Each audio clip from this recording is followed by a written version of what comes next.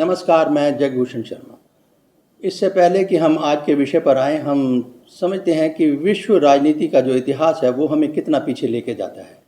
सबसे पहले हम आपको बता दें कि एक किताब है हमारे पास पॉलिटिकल, उस पर उसी के मदद से हम आपसे ये जानकारी साझा करेंगे। लेकिन आज हम थोड़ा-सा इसका आपको बता दें कि बिफोर कॉमन ईरा 800 साल, यानी ईसा पूर्व हमें 800 साल जाना पड़ता है ये समझने के लिए कि विश्व की जो प्राचीनतम राजनीति है वो कहाँ से शुरू होती है, एक बात।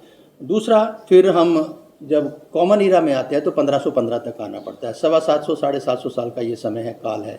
इसको हम समझेंगे, आगे बात करेंगे।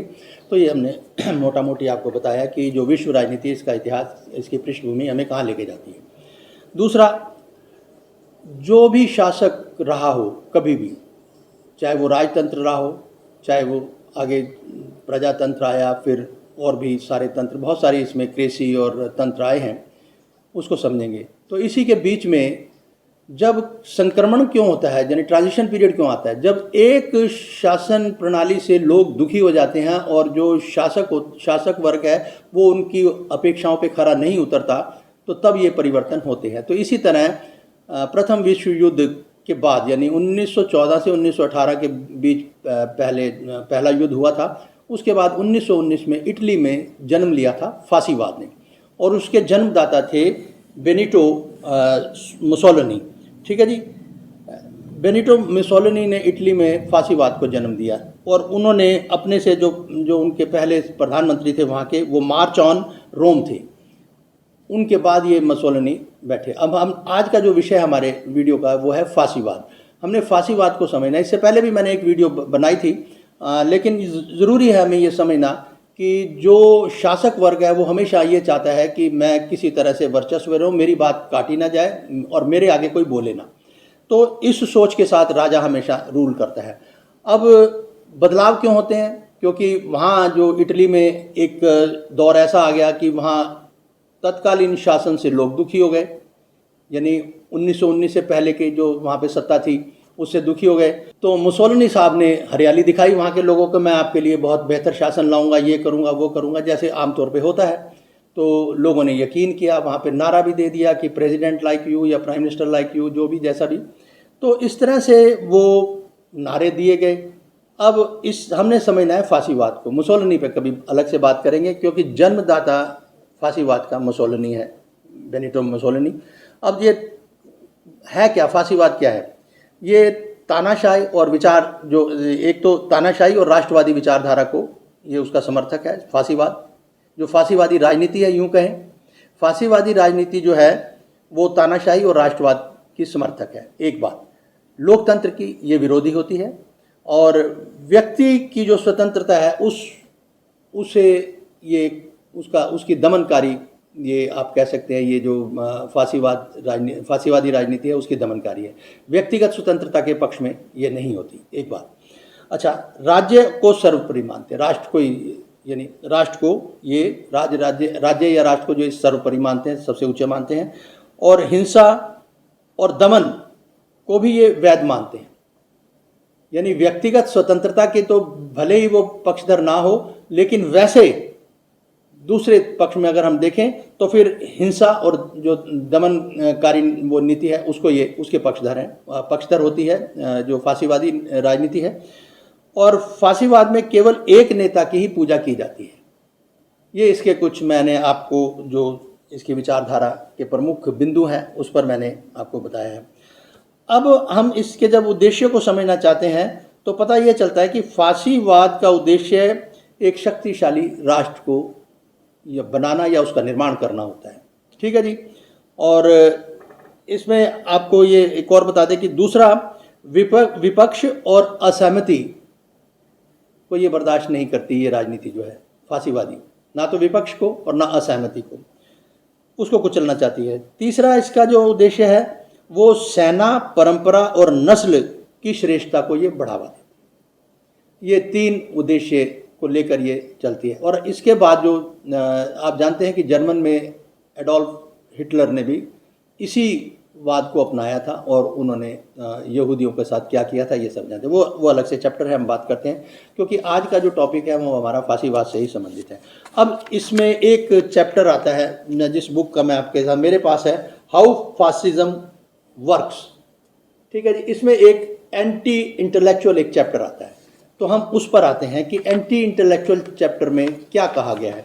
वो आप यूँ समझिए कि ये बौद्धिकता का जो आप कह सकते हैं कि ये फांसीवादी जो राजनीति है वो इंटेलेक्चुअल बौद्धिकता की ये विरोधी होती है। अब इसमें क्या होता है, और इसका मतलब ये भी नहीं है कि इस राजनीति में जो विश्वविद्यालय हैं या यूनिवर्सिटी या स्कूल नहीं होते, लेकिन फ़र्क क्या है, फ़र्क हमें समझना है। फ़र्क ये है कि इसका जो एक कार्यशैली है यानी फांसीवाद की, वो ये है कि जिसके चलते ये शिक्षा, विशेषज्ञता और भाषा पर ये लोग ना हमला बोलते हैं आमतौर पर।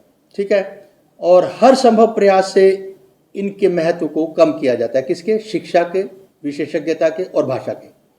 अब भाषा कोई भी जो डोमिनेट कर रही हो या जो प्रचलन में हो, यूँ कह लीजिए, तो उसके वर्चस्व को, उसके महत्व को कम करते हैं। एक बात ये मैं उस चैप्टर के अकॉर्डिंग बोल रहा हूँ, जो एंटी इंटेलेक्चुअल बौद्धिकता विरोधी जो है उसके विषय में। हम अगर कोई बहस किसी विषय पर करना चाहते हैं तो हमें अपनी बौद्धिक क्षमता का जो है खुलकर और जिसे कहते हैं कि पूर्णतः परिचय देना होता है। लेकिन यहाँ इसमें ऐसा नहीं होता। अलग अलग इसके अगर जब तक कि शिक्षा के ज़रिए से हम किसी विषय के अलग अलग दृष्टिकोण को समझकर जो बहस नहीं करते, तब तक वो पूर्ण बहस नहीं होती। लेकिन फांसीवाद में ये सब चीज़ें नहीं चलती। ठीक है, और आपको ये बता दें कि यानी सच्चाई को किसी भी ढंग से व्यक्त करने के लिए ये एक जो हमने बात कर रहे हैं उसकी बात कर रहे हैं। फांसीवाद के दौर में भी स्कूल, विद्यालय, विश्वविद्यालय होते हैं। ठीक है जी, लेकिन ये वहाँ शिक्षा क्या दी जाती है? वो शिक्षा ये दी जाती है कि ये कहने पे ये नहीं चूकते कि हमारा जो अतीत था वो बड़ा प्रबल था, बहुत ही समृद्ध था, हमारी संस्कृति बहुत समृद्ध, प्रसिद्ध सब थी। लेकिन अब ये इस ऐसे विद्यार्थियों को ये ऐसे उसमें मतलब एक शिक्षा दी जाती है इनके विश्वविद्यालयों में। अच्छा, बरक्स इसके जो एक प्रचलन में शिक्षा होती है वो या तो फांसीवाद के लिए गंभीर चुनौती होती है। ठीक है जी, और वो उस ज्ञान को या उस विशेषज्ञता को उसको ये ज़्यादा महत्व नहीं देते। तो इनकी तो अपनी ही एक जो समृद्ध और जिसे कहते हैं कि एक प्रभुत्वशाली संस्कृति है, उस पर ही ये इनका जोर होता है।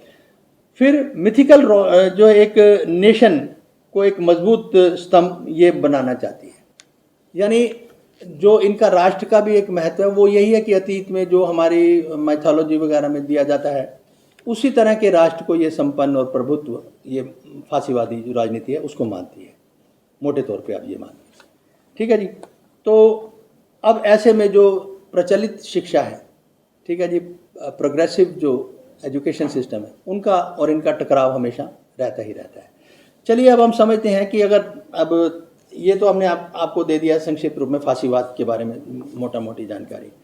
अब समझते हैं कि आप देख रहे हो कि अब 11 जुलाई से और 23 जुलाई तक ये कावड़ यात्रा चल रही है, और जो जानकारी हमें प्राप्त हुई है वो लगभग 7 करोड़ जो कावड़ी हैं ये नीलकंठ, ऋषिकेश और हरिद्वार से जल लेकर अपने अपने गंतव्य पर जाएंगे।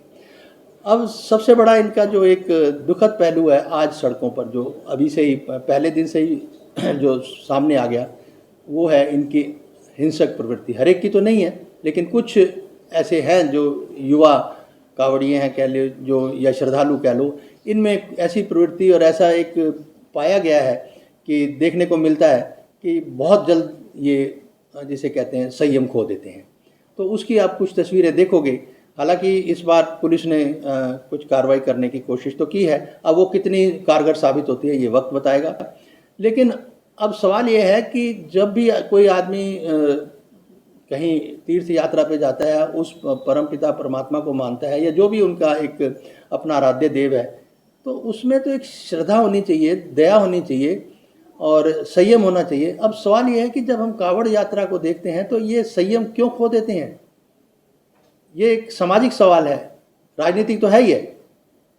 तो इस पे आप देखिएगा तस्वीरें और समझना आपने है। ठीक है जी, तो इसके साथ ही आज की वीडियो में फ़िलहाल इतना ही, फिर मिलेंगे। नमस्कार।